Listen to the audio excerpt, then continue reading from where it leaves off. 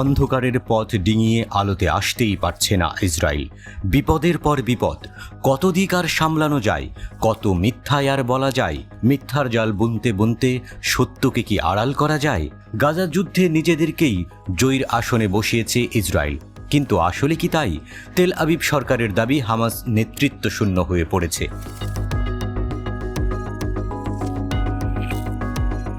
কিন্তু হামাসের শীর্ষ নেতা ইয়াহিয়া সিনওয়ার এখনও গাজা যুদ্ধের তদারকি করছেন। ইসরায়েল ইচ্ছাকৃতভাবে বন্দীদের নিয়ে আলোচনা বিলম্বিত করছে, জানিয়েছেন হামাস কর্মকর্তা। ইসরায়েলের দাবি, এই যুদ্ধে প্রতিরোধ আন্দোলনের নেতা ইয়াহিয়া সিনওয়ারকে হামাস থেকে বিচ্ছিন্ন করা হয়েছে।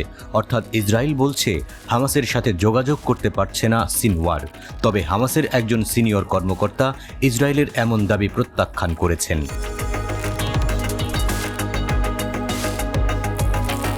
হামাসের সিনিয়র কর্মকর্তা আল আরাবি আল জাদেদকে জানিয়েছেন, সিনওয়ারকে টানেলের মধ্যে বিচ্ছিন্ন করার কথা বলা একটি অভিযোগ ছাড়া কিছু নয়। আন্দোলনের নেতা হিসেবে তিনি তার কাজ চালিয়ে যাচ্ছেন। হামাসের এই নেতা দাবি করেন, এই ধরনের বিভ্রান্তিকর তথ্য ইসরায়েলের প্রধানমন্ত্রী বেনিয়ামিন নেতানিয়াহু এবং তার এজেন্সিগুলো ছড়াচ্ছে, কারণ ইসরায়েল যুদ্ধের কোনো লক্ষ্য অর্জন করতে পারেনি। তারা ব্যর্থতা ঢাকতে এই সব মিথ্যা প্রচারণা চালাচ্ছে।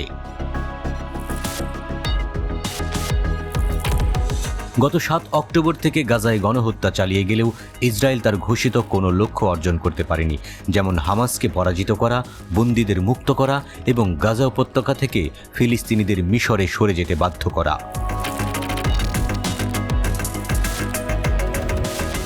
ইসরায়েলি মিডিয়ার দাবি, যুদ্ধের ফলে গাজার মধ্য ও উত্তর অংশে হামাসের পরাজয় ঘটেছে, যা পুরোপুরি প্রত্যাখ্যান করেছে হামাস কর্মকর্তারা। হামাসের শীর্ষ নেতা ঘোষণা করেছে, বর্তমানে 30 জনের মতো ইসরায়েলি বন্দী তাদের কাছে রয়েছে।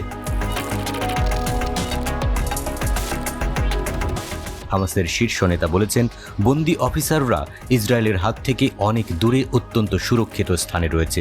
সূত্রটি জানিয়েছে, ইসরায়েলি সরকার বন্দীদের এবং তাদের বর্তমান পরিস্থিতি সম্পর্কে জনগণকে বিভ্রান্ত করছে, কারণ তেল আবিব সরকার এই বন্দীদের মুক্ত করার দায়িত্ব এড়াতে চায়।